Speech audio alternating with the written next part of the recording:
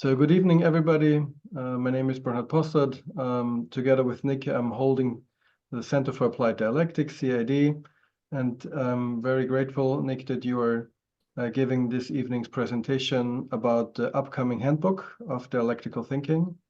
I think it's not out yet, and the more you will kind of tingle us and bring together more interested, we're really curious about this next upcoming book.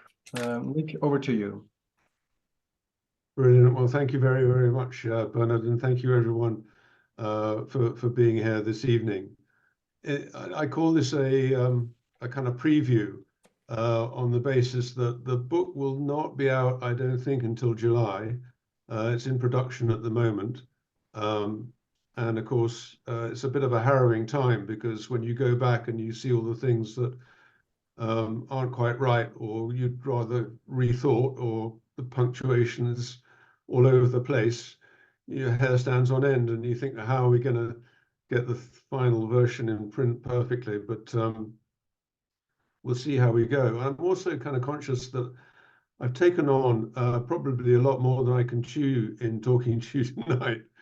The book has something like 265,000 words, nearly 150 images. It's 26 chapters, and there's amazing breadth, really, of content and scholarly insight and work, which is almost impossible for me to try and summarize in the course of an hour, which is what we have now.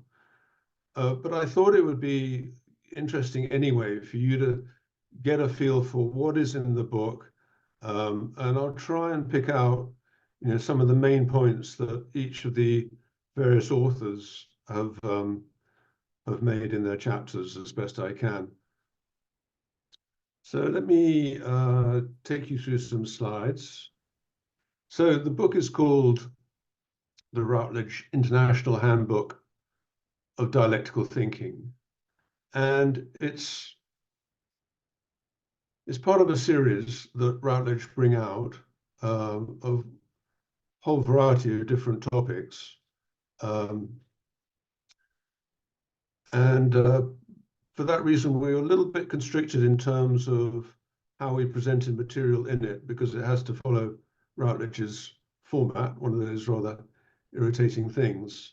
And so some of the images that you're going to see this evening are not in color in the book. Nevertheless, the images are, for me, actually a very important part of the book. They are produced by a Danish artist called Lars Feisent. And Lars has also written the foreword. And I'm going to show you here, you can see 6 images of his, the cover image, which he titles Pantarei, after Heraclitus's work, meaning everything flows. And in that artwork, you can see a stream, a river flowing through time and space. And the way Lars has actually put this work together is in collaboration with his partner, who has produced a series of canvases of irregular shapes arranged here in a circle. So the motif is the circular or cyclical aspect of nature. So I thought that would be a brilliant image just for the cover of the book, just trying to capture some of the essence of dialectic in nature. So why did we produce a book of dialectical thinking? Well, one of the quotes that we've kind of hung on to is that from Shannon, an Australian academic, specializes in international relations. And Shannon came up with this phrase, dialectical thinking is the antidote to dogma. And we just love that because looking around in the world today, there is so much dogma. And when we were trying to put together a prospectus for the book, Michael Mascolo did a search on the EBSCOhost database for scientific papers, including the word dialectical. He turned up over 5,000 of those papers, with a very large number of those being in psychology. But clearly there was nothing really out there which focuses on dialectical thinking, despite the fact that dialectical thinking is such an important part of scientific work. So Mike said dialectical scholarship is operating as a body of work, but it's in search of a discipline. We thought that if we could get a handbook out there, then maybe that would be the start of building dialectical thinking as a discipline. And this is how it all started. This takes us back to 2016, when Michael Basicus was the keynote speaker at the ESRAD conference in The Hague. And you can see him there, almost in the center, with me next to him. So at that meeting, a number of Russians turned up, fronted by Nikolai Vraxa, who's the guy on the left there. And Nikolai had been working for a long period of time on dialectical thinking, but focusing on the dialectical thinking of children. And that created a kind of interesting new viewpoint, new perspective, because we'd always seen dialectical thinking as a sort of post-formal, using a Piagetian term, form of thinking. And so we began to have discussions as to what was this conception of dialectical thinking that the Russians had, and how did it relate to dialectical thinking as proposed by Michael Basicus. And what Nikolai Vraxa decided to do was to hold a symposium in Moscow the following year, which some of us went to. And that followed on with a second symposium in 2019 at Moscow State University, where I think Michael said, how about let's produce a book? And so planning began. Well, it wasn't necessarily a particularly smooth path, because just as we got going, COVID broke out, and then subsequently the war in Ukraine. So we spent a lot of time talking about the book over Zoom, as you can see here. And that led us to an interesting process, really, because we were able to present our thinking about individual chapters to each other and have each other kind of critique those ideas, and develop our thinking really as a group.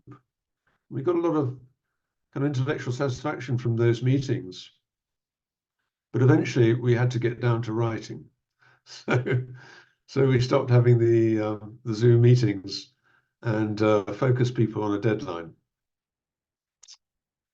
So what were we trying to achieve with this book? Well, firstly, what exactly is dialectical thinking and how can it be recognized? And then, why is it important and what problems can it help solve? And how might it operate within different academic disciplines and between those disciplines? And then lastly, how does it develop in humans? So my task, along with Mike Mascolo and Anastasia Belorutskaya, was to try and corral our authors into writing as much as they could about these topics. And this is what we ended up with.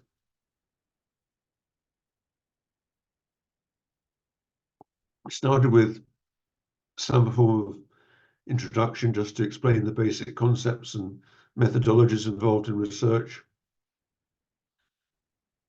We then developed some knowledge about origins of dialectical thinking and theories about dialectical thinking, and then included how dialectical thinking was actually applied in life and in different disciplines. And then we tried to develop some chapters on how dialectical thinking develops in human beings. And we thought we'd finish off with a dialectical discussion between the authors based on the idea of, is dialectic really the antidote to dogma or not? So that's the overall structure. We started with the introduction. We're just trying to lay the groundwork for what follows in the book. And then a series of chapters on origins and theories, starting with a whole overview of how dialectic developed from antiquity to the present day. And then a couple of chapters on from the Russian perspective, particularly how dialectical thinking has developed in Russia and the sort of problems that it's encountered along the way. And then we have two very core chapters, dialectical thinking and structural dialectical analysis, which I will call the Russian line of dialectical thinking. And then secondly, we have dialectical thinking as a post-formal organization, apologies for the spelling there, of human thought and action. I'll call that the Neo-Piagetian line. Nikolai Varaxa wrote the Dialectical Thinking and Structural Dialectical Analysis, and Michael Baskas wrote the following chapter. We then have a chapter on internal relations and dialectics, probably the most oriented towards Hegel of all the chapters, so getting into philosophical origins there. But we thought we needed to pick up also the work by Peng and Nisbet, particularly on Chinese dialectical thinking or East Asian dialectical thinking, sometimes referred to as naive dialectical thinking. And Mike Moscola wrote the chapter on harmonizing opposites. And then finally, we finished off with a chapter by David Ho, Dialectical Thinking is the Pinnacle of Human Intellect. And then move swiftly into applications. We've got a chapter by Harry Proctor talking about the contributions of Charles Peirce and George Kelly to dialectical thinking. And Harry is really a family therapist. So he's applying family systems theories in working with families and thought that the work of Charles Peirce and George Kelly could contribute in that way. Then I have Bruno's chapter on ethics and dialectical thinking, a model for resolving value conflicts. That's Bruno Fischert's. Dialectics and myth, a chapter by Nina Bagdasarova, where she expands on how myth contains 4 different kinds of thinking, one of which is dialectical thinking. We then move back into the scientific world with a chapter on nonlinear quantum physics by José Croca, professor of physics in Lisbon, and a chapter on mathematics and dialectic from a Russian author, Sergei Sadadeev. And then finally, Jana Ewer has produced a chapter on transdisciplinarity, complexity thinking, and dialectics, where she tries to show how dialectics is important in bringing different disciplines in science together and how that compares with complexity thinking. We then move to applications of dialectics in real life. My own chapter on how dialectical thinking can help resolve paradoxes for individuals and organizations. We have a chapter on dialectics in organizational consulting. We have a chapter on DBT, dialectical behavior therapy, using dialectics to treat people who are suicidal, and a chapter on international relations, again, by Shannon Brinkat. And then finally, we have Michael Mascolo talking about how you can bridge political divides through dialectical problem solving. Then we move on, almost finally, to how dialectical thinking develops, firstly in preschoolers, and then in late teenagers in terms of creativity, and then how you assess dialectical thinking in children, looking at the Russian work in particular there, training adults in dialectical thinking, including the work of Lotto, Otolaski. And then we have a neurobiological model of dialectical thinking, just exploring the way that the brain develops different networks and how those interact. Very complicated chapter, that probably the most difficult chapter in the whole book. And then finally, a chapter written by Michael Mascolo and myself on how we can bring together the two different models of dialectical thinking. So finally, we finish off with a dialectical discussion. I won't be saying too much about that today. Leave that as a surprise for you. So just say a little bit about the introductory chapter. It's fronted by this artwork by Lars, which he calls Confluence.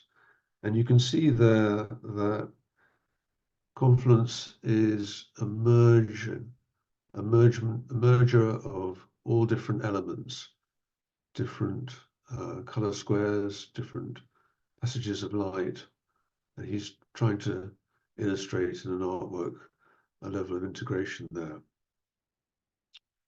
In the chapter itself, we lay out these three lines of research.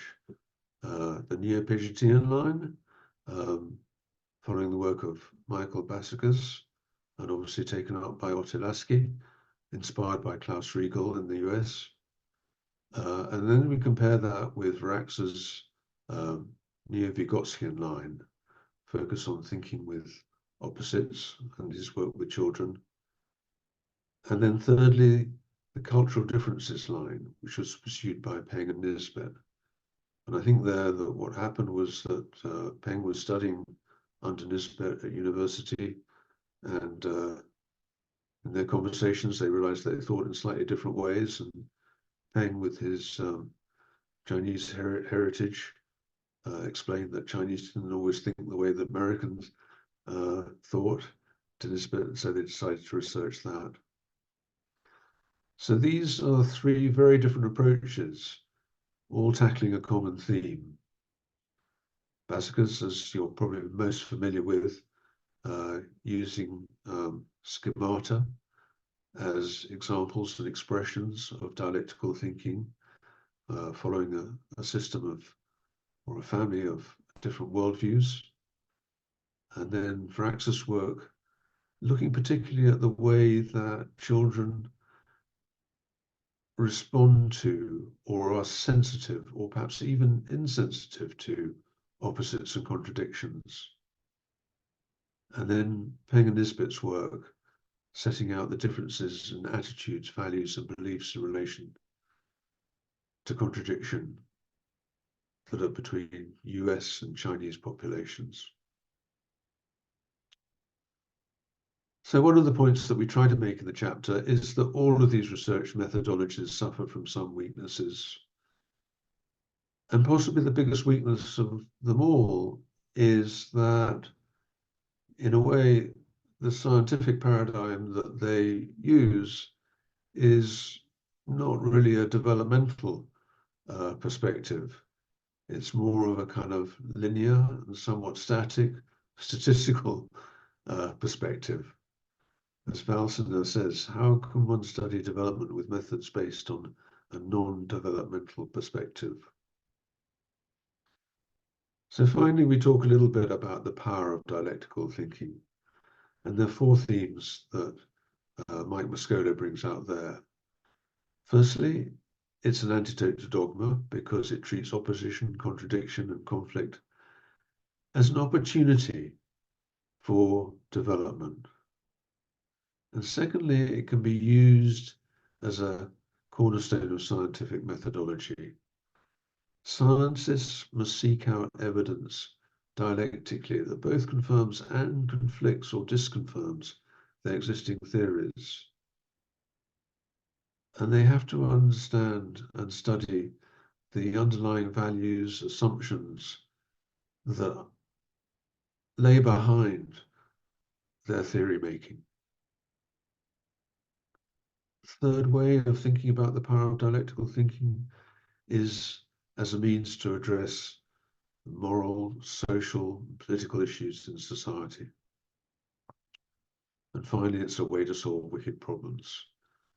So that is just a brief summary of all the points that we try to make in the introduction. I'll now get into the detail of some of these chapters.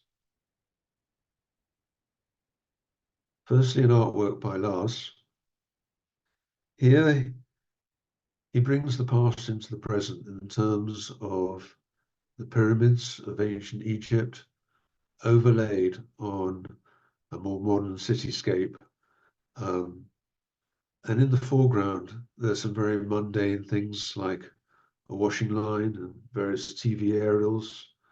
And in the background, there's some wonderful architecture and styles. So it's a combination there of opposites and bringing the past into the present. I said we start the book after the introduction with an introduction with really a summary of all the different lines of dialectical thinking going back through the millennia, really. And Mike Moscona produced this very useful diagram, which I think kind of shows pretty much where we are today along the bottom line, using dialectical thinking in different disciplines, thinking about dialectic as a developmental process, studying how dialectical thinking itself develops, using it in psychotherapy, and thinking of it as something that underlies differences in different cultures and their thinking. So that rather nicely, I think, traces out how we've got to where we are today. And of course, there are some people missing from that.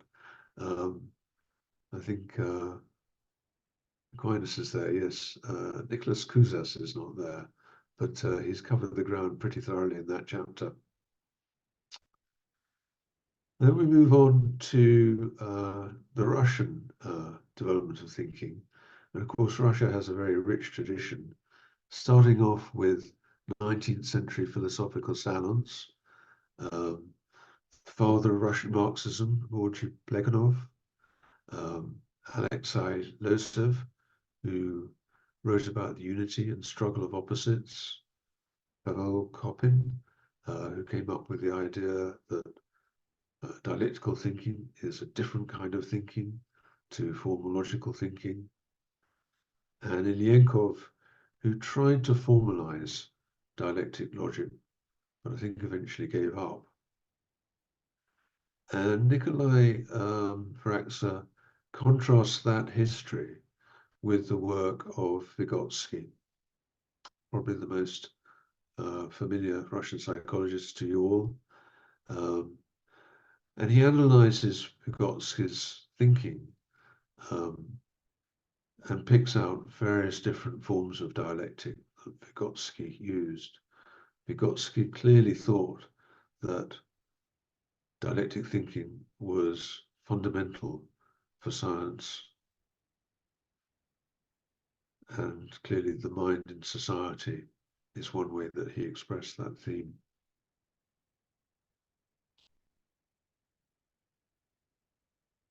Evgeny Krashenkov talks about historical problems that have faced principally, I guess, medieval and subsequently some Russian philosophers, thinking about dialectic. He says there's 5 fundamental questions that dialectical philosophers and theorists have tried to resolve. How should dialectic be understood in itself? Is it a method of proving things, or simply a method of persuading people? Where is the truth in dialectic, is the question that he's asking there. And then he asks, is it a way of knowing reality, or simply a way of describing it? Perhaps bringing out the ontological versus epistemological arguments. And then, is dialectic a way of simply going around in circles, talking about things in a different way? Or is it really a process of generating new ideas? And finally, is it something that we just do in our heads, or is it really a reflection of real life? So he comes up with a very broad conclusion. Dialectic is a logic of thought, a logic of being, and a logic of reality. I thought that was a wonderful, triadic way to express dialectic. Now we get on to a more detailed analysis of the Russian research that's taken place really over the last 20, 30 years. And as I said earlier on, working principally with children. And this, I think, you'll probably be least familiar with. But Nikolai Varaksa and his team have developed this concept of dialectic, which is taken up strongly in several chapters in the book. And he talks in one of his early papers about 5 dialectical structures. It's not entirely clear to me that these are structures rather than processes, but he talks about a straight move from an A to a B being as a transformation. And then he talks about the ability of somebody to identify in a single object different characteristics that are in opposition to each other. And he calls that mediation. I'll give you some examples of how he tests that later on. He talks about integration as almost the opposite of mediation, where somebody sees a particular object and then identifies that it has 2 opposing properties within it. Fourth form of dialectical thinking for him is what he calls seriation, which is the movement from A to B through some intermediate characteristic, AB in this case, and then the reverse of seriation, inversion, where we move back from B to A. So those are his 5 elementary structures, and there's a couple more that we'll talk about a little bit later on.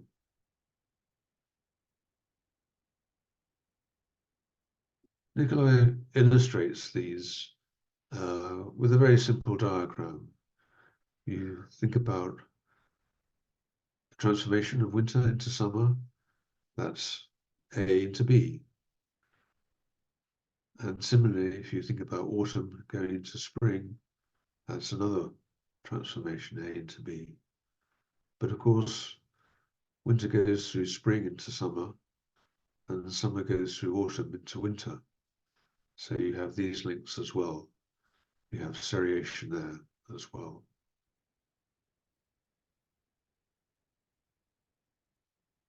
And now, of course, we turn to Michael Basker's seminal work on dialectical thinking.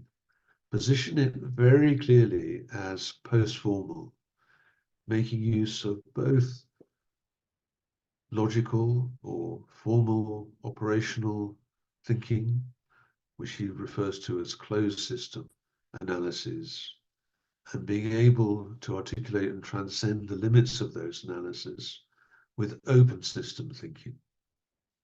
So he defines dialectic as developmental transformation, which occurs via constitutive and interactive relationships. And dialectical thinking he conceptualizes in terms of this series or family of philosophical worldviews which transcend formal thinking, but have some kind of resemblance between them that one can recognize. And he operationalized these as a series of thought schemata, which Ottolaski then developed by adding one or two into 28 thought forms, which I'm sure you're all familiar with by now.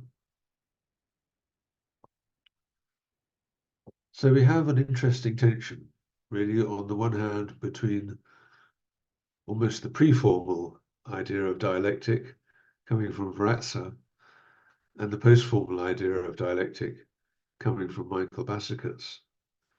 And a challenge for us, really, in the book was to do the dialectical integration of those two ideas.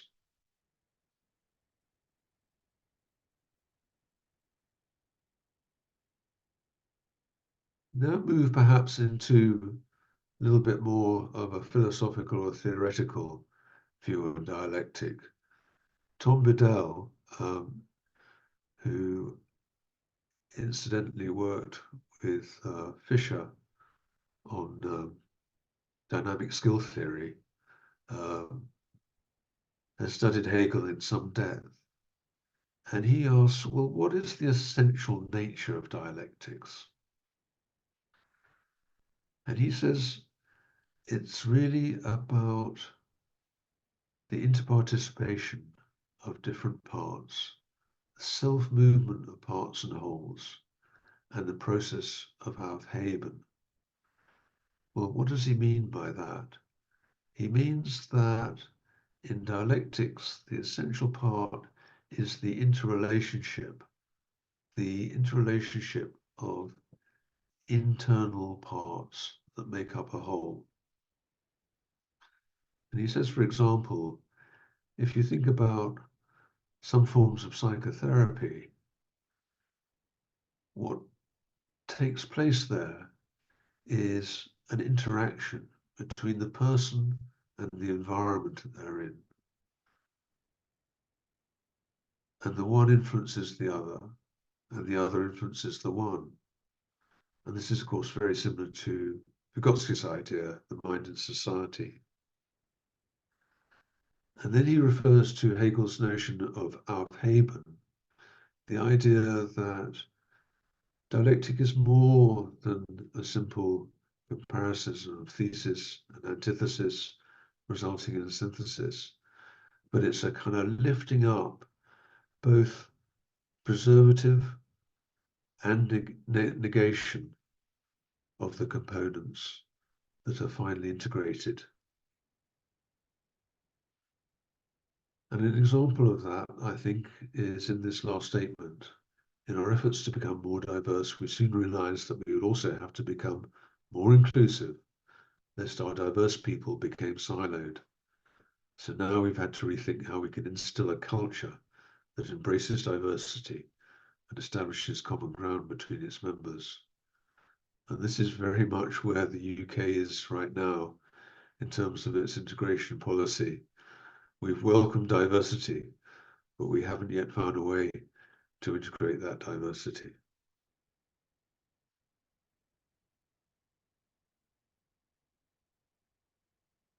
I'm moving now into Mike Moscolo's work on Chinese dialectical thinking. And Michael here criticizes the Peng and Nisbet view of Chinese dialectical thinking being naive in any sense. Points out that Chinese dialectical thinking is much more than the toleration of opposites. It might be true to say that Peng and Nisbet's view is that the difference between Chinese and American is that when Americans encounter opposites, they want to kind of reconcile, and either one cancels the other or there is some kind of synthesis there. Whereas the Chinese are just happy to tolerate and let the opposites be. But Mike points out that harmony is a fundamental theme in Chinese dialectical thinking, both in the harmony between opposites in yin and yang, the way that Chinese characters are put together, the way they talk about the crest of the trough of a wave, and the way that they compare figure and ground.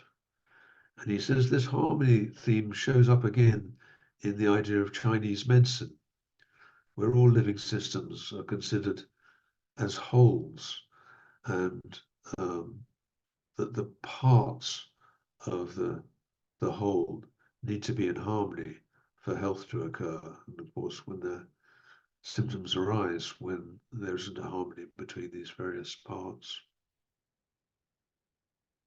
So a very detailed study there on Chinese dialectical thinking. And then a section on dialectical thinking as the pinnacle of human intellect. And David Ho contrasts Pat Smyth-Moscow's and Peng's and Nisbet's views by saying that actually dialectical thinking in the East and the West is not actually so different. It has 5 fundamental characteristics. It's metacognitive, so it's thinking about thinking. It represents the pinnacle of human cognition. It's right at the top there. That it's meta-systematic, that it transcends cultural differences, and it plays a part in therapeutic movement, that its value is in helping people become, I guess, mentally perhaps stronger, perhaps fitter, perhaps healthier. Now we move on to applications. Starting with Lars's picture, Conquest of the Morning After the Rain. A number of structures there. Some are finished, some are unfinished, some are under repair. And what Lars is doing here is, again, combining different opposites in his composition. And this is really a kind of way of reflecting on unfinished work. I think all of the dialectical applications that we're going to talk about are unfinished work. Firstly, Harry Proctor talks about the role of dialectical constructivism. He makes various points drawing on the work of Charles Peirce and George Kelly. Starting with Kelly, points out that the meaning of language arises out of polarities. You can't really talk about north without there being a south. There'd be no meaning there. And this is fundamental when you want to understand how different people and families who are in conflict draw different meanings from the same language. And he also makes the point that George Kelly referred to, that something goes on in the human mind when they make a comparison between A and B that is in fact quite dialectical, in the sense that first they need to distinguish A and B, but also they need, in distinguishing them, to link them. And this happens in a single act. Harry argues that synthesis is not necessary for conception of dialectic. And he also argues that conflict between opposites is not really fundamental either. He argues that it's inferior to the process of negotiation and arbitration. Something I think that Bruno takes up as well in his chapter on ethics.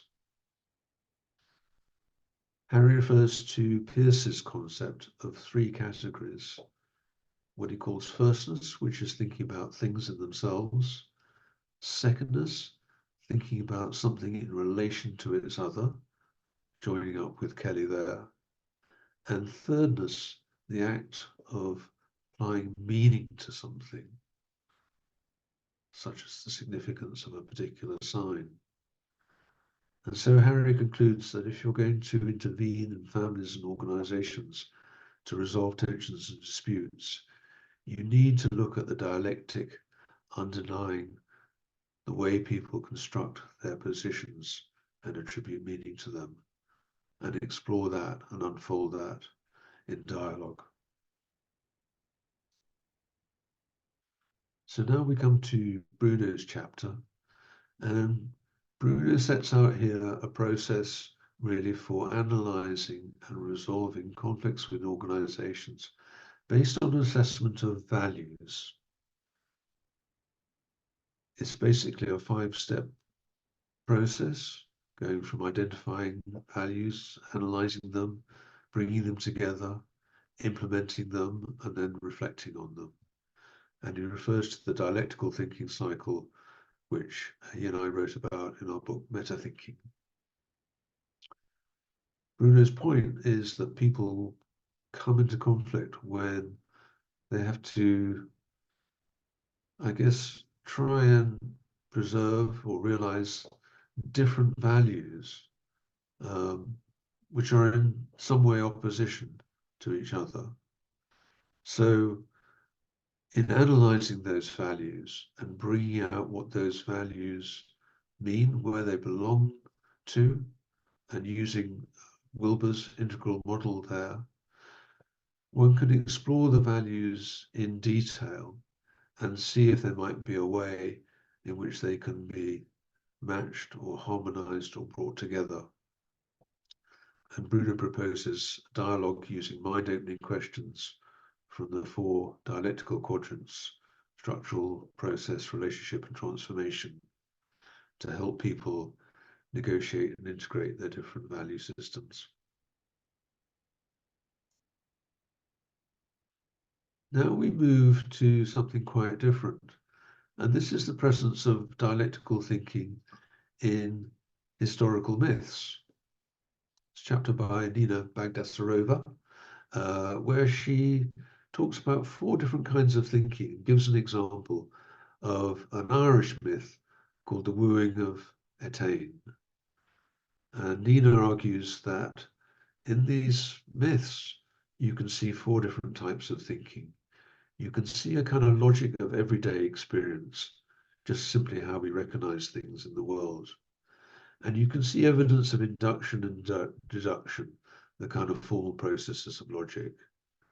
But more than that, you can see dialectical logic, largely in terms of the way different characters in the myth take on different roles, display different personalities, transform from one form to another, kind of frogs into princes way. And she says, finally, there is a narrative logic in the whole idea of myth. And so she brings out the wisdom of these myths by showing that the ancient people who developed these myths had all these different ways of thinking, even though we sometimes think that our formal logical processes or our dialectical thinking are sophisticated things that we've only just invented.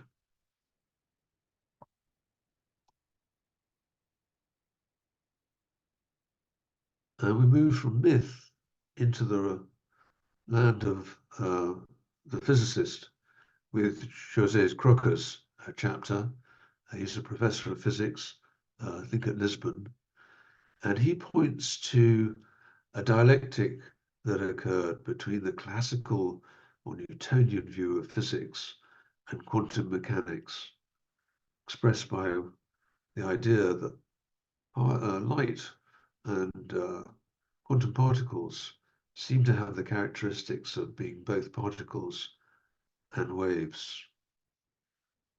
And he said that what happened was really a crisis in physics, because the explanations for how light and quantum particles had these characteristics yielded paradoxes, such as that of Schrödinger's cat, not knowing whether it was alive or dead until the experimenter opened the cage.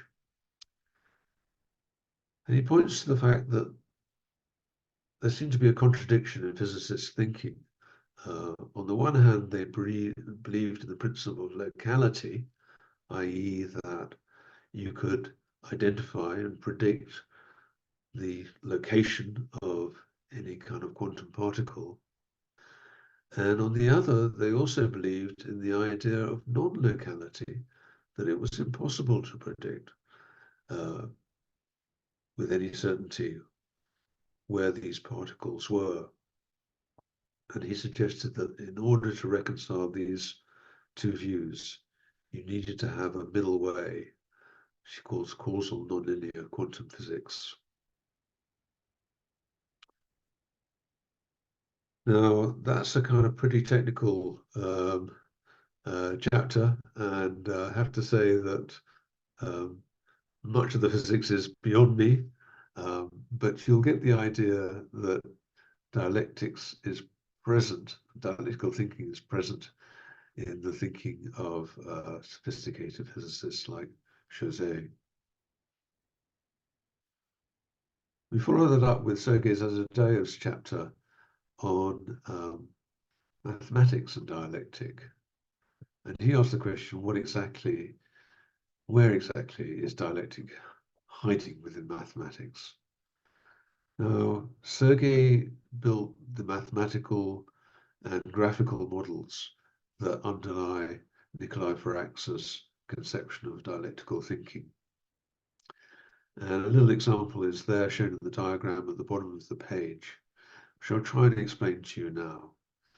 Sergei's idea is this, is that a child is out one day shopping with his parents, and he sees two toys which he would like to have. So he says to his parents, please, please, I must have one of those toys. And the parents have a choice in the first instance. Should they buy them toy A or toy B? But then beyond that, there are other choices as well, because they could buy both toys, A and B, or they could choose neither toy. And then there's a third level of choice, because they could say, oh, well, why don't we just take you to a games hall where you can try playing with both of those toys? Or perhaps we won't do that at all. We'll take you to a sporting event as a treat instead. So basically, what Sergei is pointing to here is by mapping out these opposites, one can creatively devise even further combinations and additional choices in a dialectical fashion.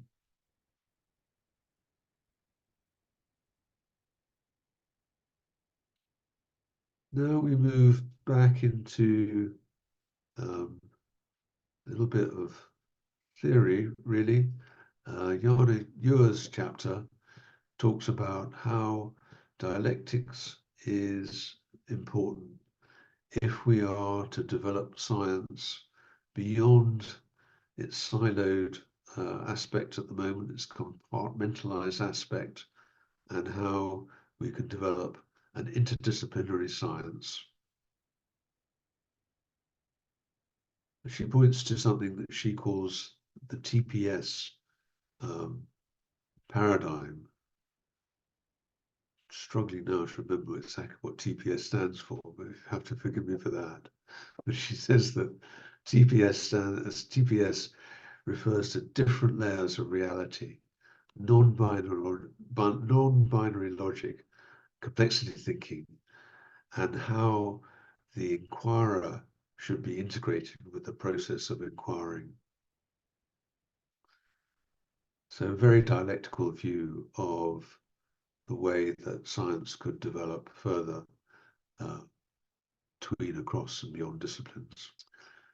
Where I'm coming from is that dialectical thinking is a great way to resolve the kind of paradoxes in organizations. And I refer to three paradoxes. The paradoxes of human nature. You might think of a recent case with a chap called Sam Bankman-Fried, who at one point I think had a fortune of 26 billion, and he lost 25 billion of it in a few hours one day.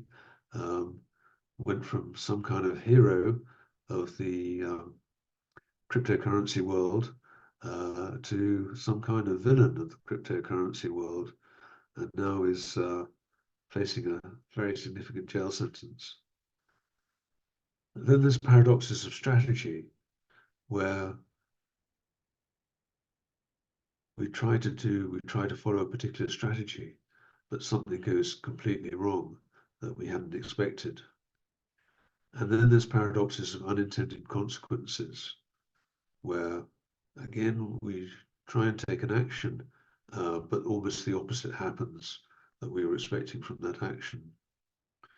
So I like to show that dialectical thinking is the way that we can unlock and resolve these paradoxes, simply because structural thinking, seeing the bigger picture, can help you locate the paradox in the different contexts in which it might occur, and how process thinking that indicates constant change will show that these things are never static. Things are always moving, and that's how paradoxes may arise.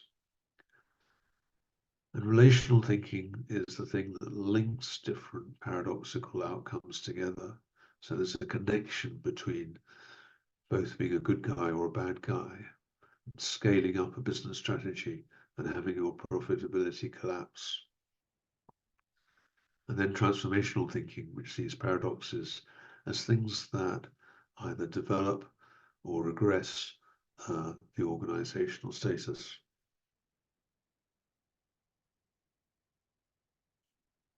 We follow on from that with Russian contribution from Sergei Shevelukin, where he talks about 3 case studies that he's used within organizations to develop strategic options. And he uses the the structural dialectical analysis model that Nikolai and the other Sergei developed, Sergei Zadadev.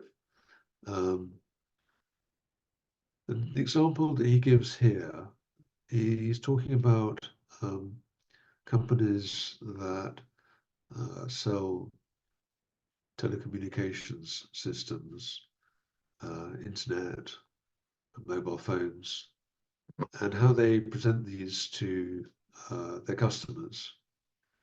And he says they start from 2 positions. One might be to attract customers, and the other might be to maximize profit. And when they think about those, they say, well, one way of doing both of those might be to make it very difficult to compare value, and another way might be to make it very difficult to compare price. And then he moves from there to say that if you wanted to make it impossible to compare value and impossible to compare price, you might do that through a very sophisticated new billing method and converging services, so you bundle services together. So basically, he's building on the idea of opposites, combining them together, then splitting them apart to create new options for business strategy.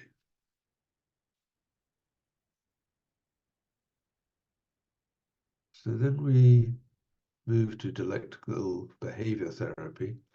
This is a chapter by Michaela Swales, who's a professor of Bangor University in the UK, principally studying dialectical behavior therapy.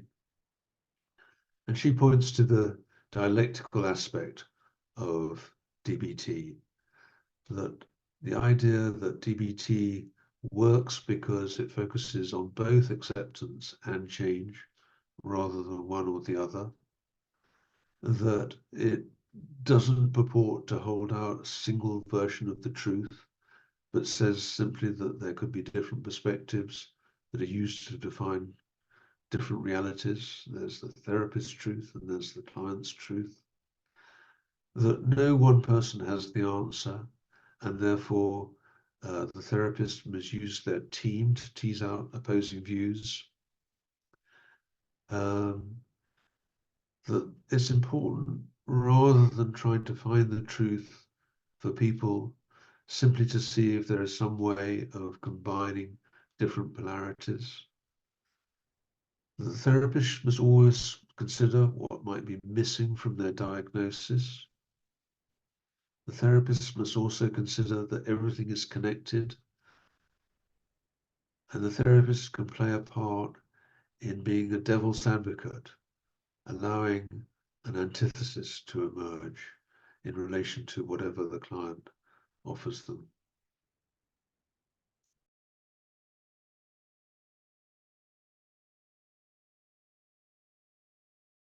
Well, it was principally Michael Bassicker's idea to call it a handbook, so I won't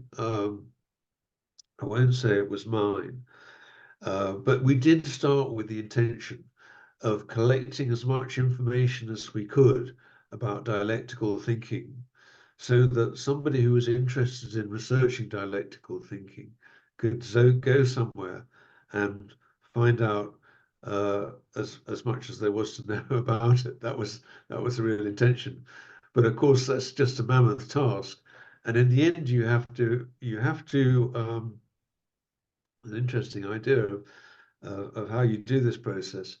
But at the end, you have to assemble a bunch of authors and see who can get to write what. And then you've got to get them to write it. And then having got them to write it, you then read it and figure out, is that what you thought they were going to write? Or have they written something completely different? so so you end up with what you end up with at the end of the day. I think it's an interesting collection, but it's probably, as you suggest, it's not the ultimate in handbooks, and if there ever could be such a thing for dialectical thinking, it's a starting point. I think what I want to say is a historical remark that is also a philosophical remark. I think what hasn't been seen in my work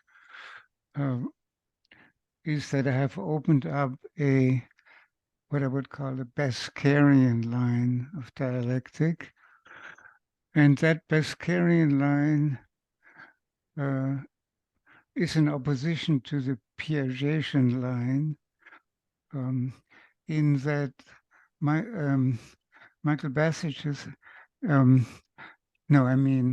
Robeska is saying, you can't really talk about dialectic if you presuppose the human thinker. The human thinker is a constituted being that emerges from a dialectically constructed or structured world.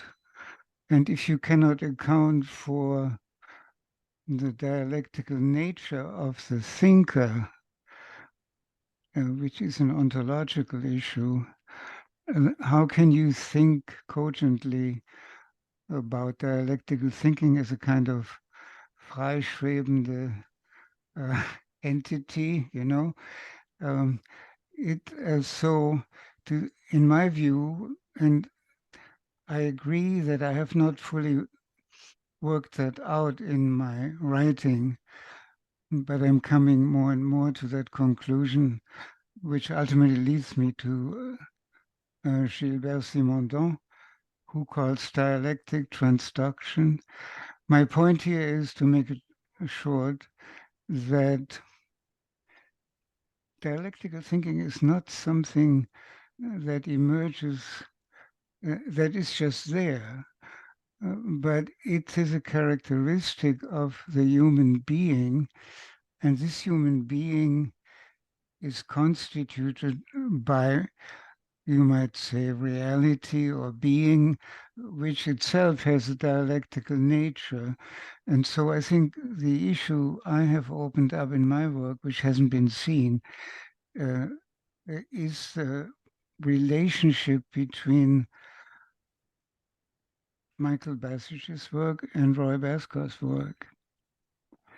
or you could say it differently, the relationship in dialectic between ontology and epistemology. So what I've heard you say, Nick, is all about epistemology. There is no connection to ontology, and that's all I want to say. I mean, I'm not critiquing anything or complaining. I myself have always struggled with this issue of ontology. How is ontology related to epistemology? That would be my comment. Oh, thank you, Otto. And I think it is a valid criticism that we haven't said much about Basker in this book. In fact, we paid passing mention to him. And I think part of that is that at heart we as psychologists are not philosophers. Yeah. And being psychologists, we find it hard really to adopt an ontological standpoint. For us, everything is filtered through epistemology. Yeah. And we need also to think about what's practical in terms of research that could be brought to bear. And I find Basker's ideas, powerful as they are, something that's almost beyond any form of research that I'm aware of.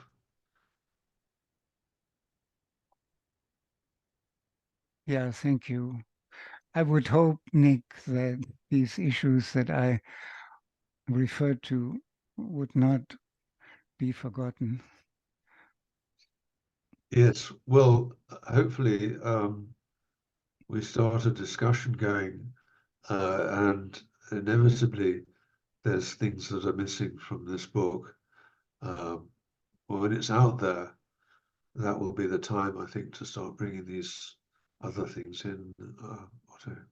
Yeah, perhaps. Thank you for your very rich presentation. Shannon Brinkat.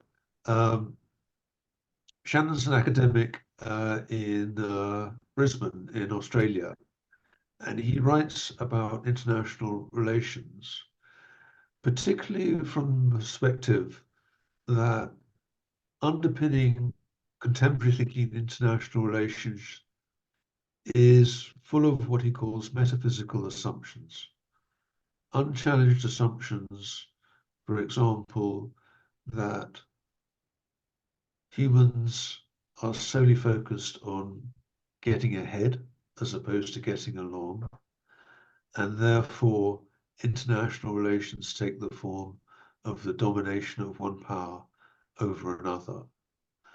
And this is a kind of Hobbesian view that there's a state of nature exists at all times, and that a higher power is required in order to establish order in the world.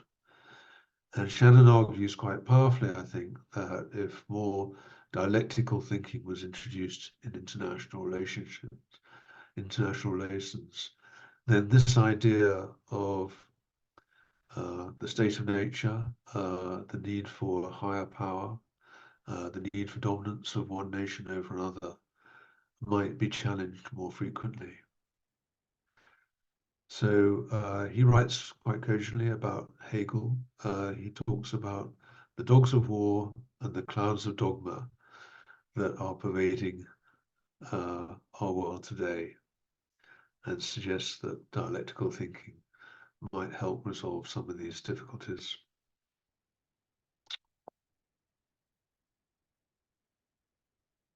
Okay. Oh, I forgot Mike Moscolo's chapter. Yeah, I'll just say a little bit about this because I want to get into development of dialectical thinking. So Michael sets out what he calls a process of dialectical engagement. On the one hand, he calls it collaborative problem solving, and the other he talks about dialectical problem solving. And he makes a distinction between these two, that the collaborative problem solving is when I'm simply kind of identifying needs on both sides examining interests and concerns, and finding ways to meet both of those. But dialectical problem solving goes further because it involves creating shared beliefs, finding common ground rather than common compromise. And he talks about how he has a process of facilitating discussion groups where, by a process of inquiry, he encourages people to identify and understand the kernel of truth in the opposite person's thinking, or the thinking that is opposite to their own, and therefore to adjust their own ideologies and create shared beliefs. And in the chapter, he details the work that he did over a number of weeks with a particular group. They debated school uniforms, they debated capital punishment, and they debated race relations.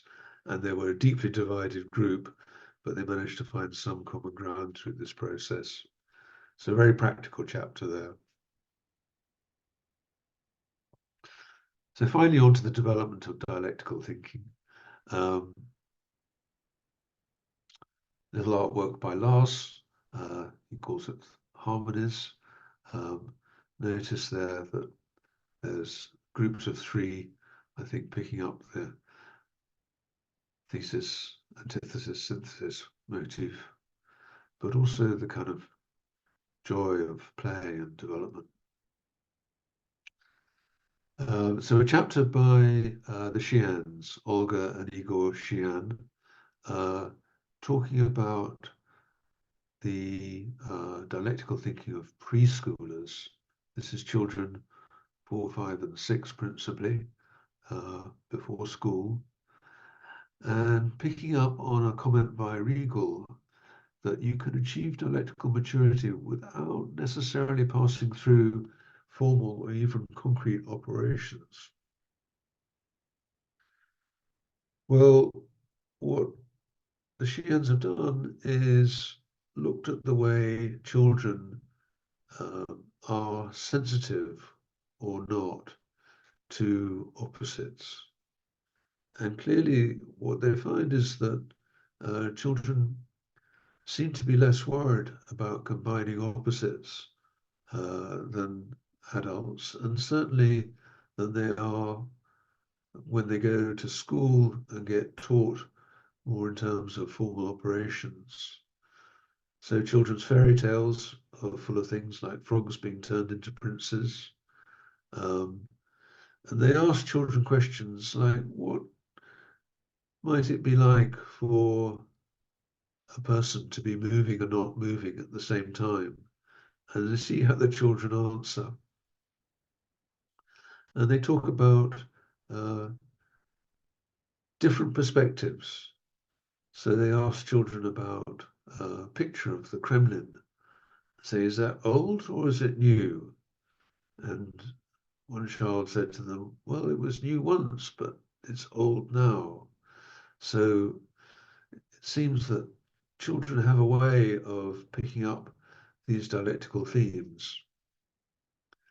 Certainly in play, dialectic plays a very strong role because your child will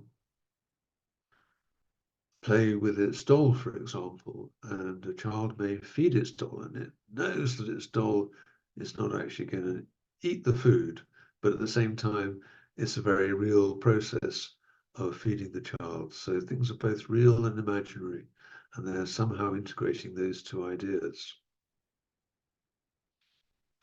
And finally, they finish off with talking about their transformations program, where again, in facilitated classroom discussions, or the preschool discussions, I should say, they spend their time asking children these questions and capturing their reactions, which are often very dialectical. What the Shians are trying to promote, I believe, is the idea that school education very often has a negative impact on children's creativity because it tries to nullify dialectical thinking.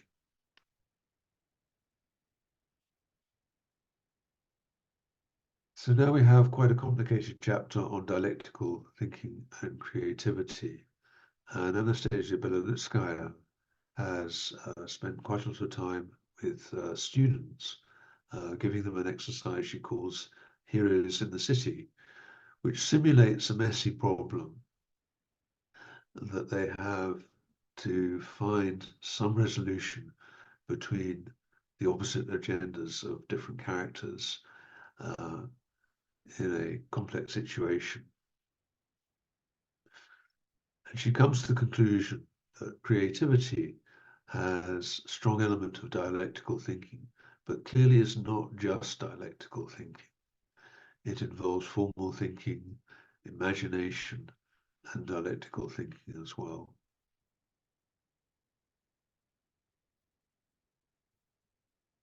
Then we have some seminal experiments by Nikolai Varaksa and Igor Shian.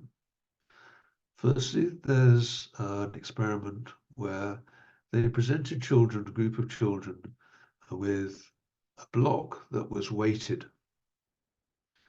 And when the block was put on the edge of the table, because it was weighted inside with a heavy weight, it was supported initially by the hand of the teacher. And the teacher asked the question, is it going to fall or not? And it looked like it was leaning well over the edge, so the center of gravity would clearly tip it over. But it stayed in place. And that was because the weight was in there.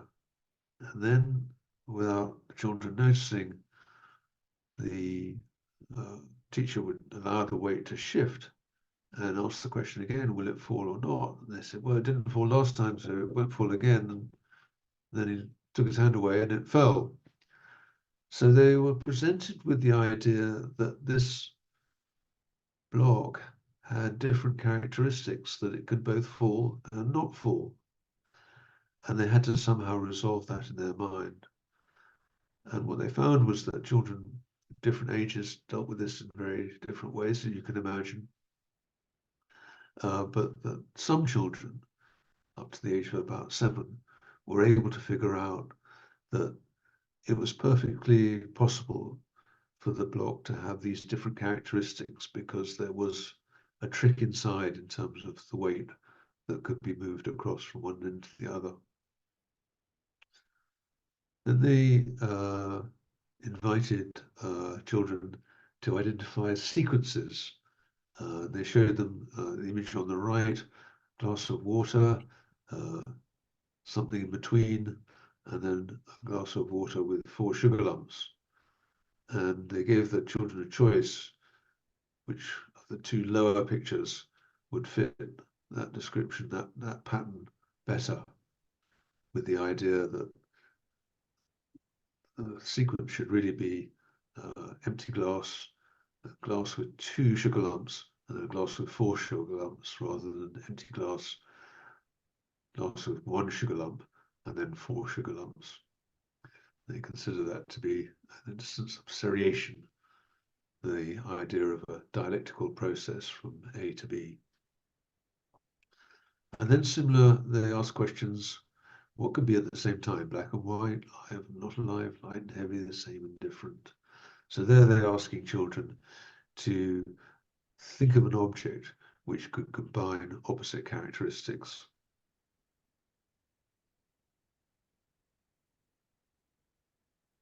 And then they came up with another couple of what they saw as dialectical acts in children using picture stories. And on the top there, you have Pinocchio fishing, and during the day, and then the sun goes down, and Pinocchio packs up and goes to bed. And in the second picture, they have Pinocchio in bed, and then goes out fishing, and the sun rises, and he's there fishing later on in the day. And the children were asked to kind of compare these 2 pictures and see if they could come up with an explanation on really why they were different, or could they come up with a story that explained the pattern from left to right in both pictures? And of course, for some children, it was very difficult because they saw the middle picture being the same. But others were able to see that in one picture, one version, the sun was setting, and in the other, the sun was rising. Fortunately, didn't get into complications about whether the sun was rising in the east and setting in the west, or doing both. And then at the bottom, there's a nice little story about a prince who's given a task, if he wants to marry the maiden, of retrieving a trunk which is hanging in a tree in a far-off land. And when he gets to the tree, he finds out that his ladder's not high enough to get the trunk down. So what do the children think he could do? And some of them were able to think in terms of changing the alternative, i.e., if the ladder's not long enough, forget about the ladder, maybe cut down the tree instead.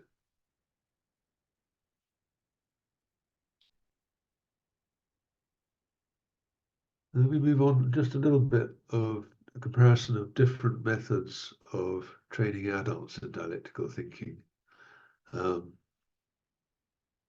The Sheehan's have quite a detailed explanation of what they call the positional method, which involves giving groups of students scientific text and then inviting them to consider the text from a whole variety of different positions.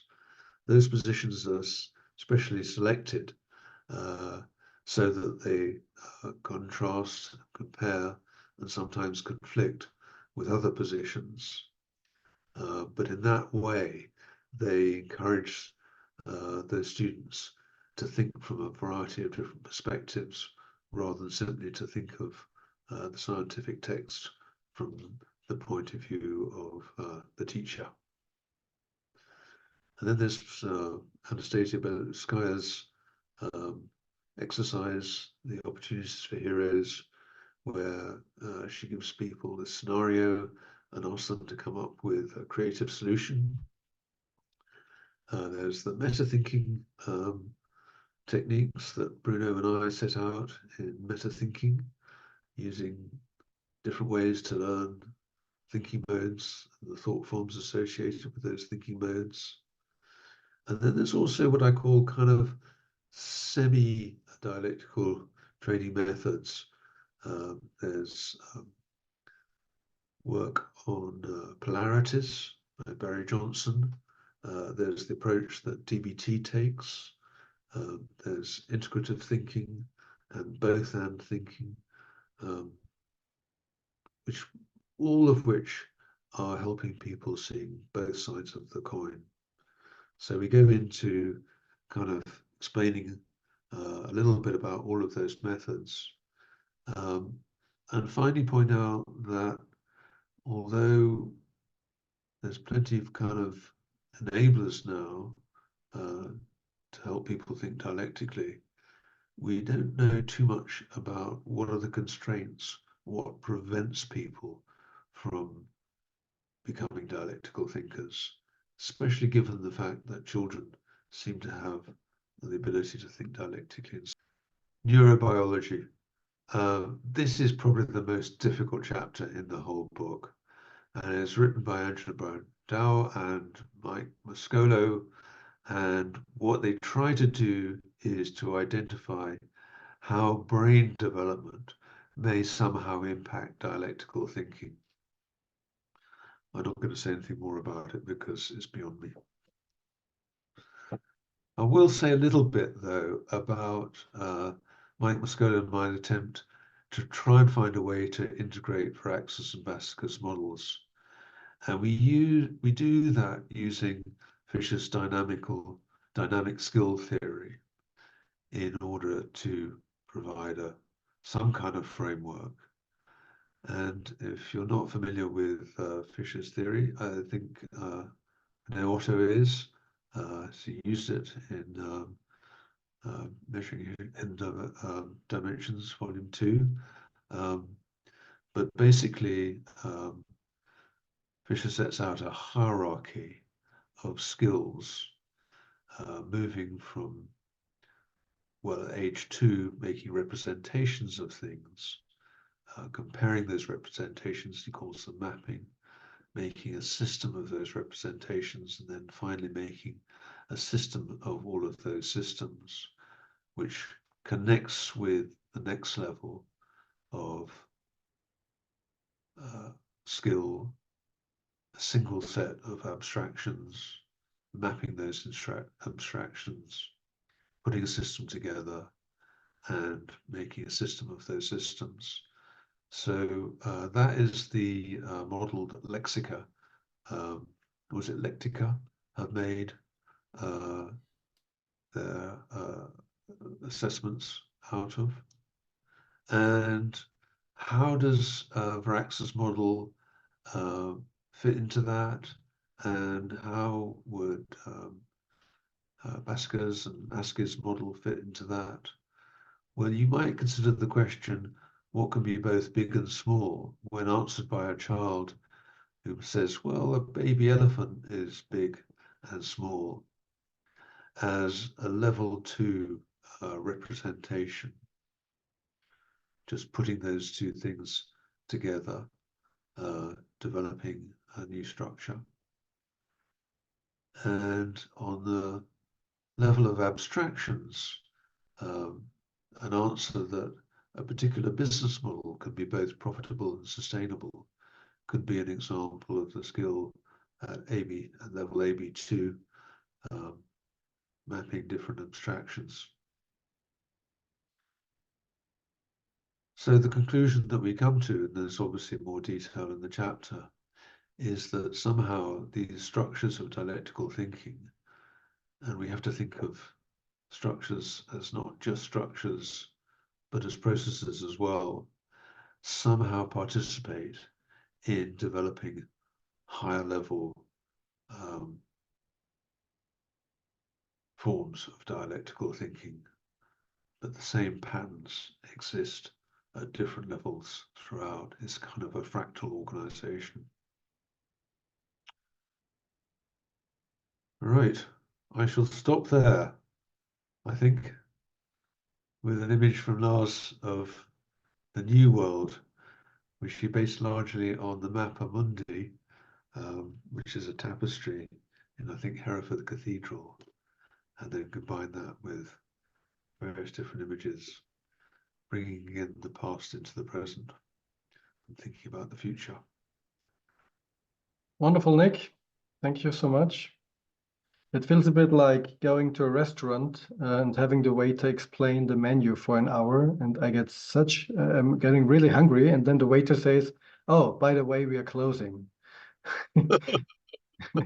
So my question is, do you have a proposal how to continue from here? Because I don't assume that we will have another discussion for an hour or so. No, I mean, my hope really was just to give you a flavor for what's in the book today, and I hope I managed to do that. And I'm sorry for all the heavy content. There's a lot in the book. So my hope going forward is that we can get individual authors to talk about their chapters. And so if any of you are interested in particular chapters and you'd like to email me, then please go ahead, because then I can say there's an audience for a particular chapter, and I'm sure that author would come forward and be delighted to give you an explanation. I know that the artist, Lars, who hasn't written a chapter, but who's clearly a very dialectical thinker, would love to talk about some of his work. So I'm kind of planning that. I think Bruno might be tempted to talk a little bit about his chapter. I'm sure Michael Basigas will talk a bit about his, and perhaps some of the Russians as well. Thank you so much, Nick, for your time, for your energy. We really appreciate what you have been doing, not just this evening, but really for the last few years. So many people will be very grateful for what you and your team have been putting together here. Thank you so much. Thank you, everybody. See you next time.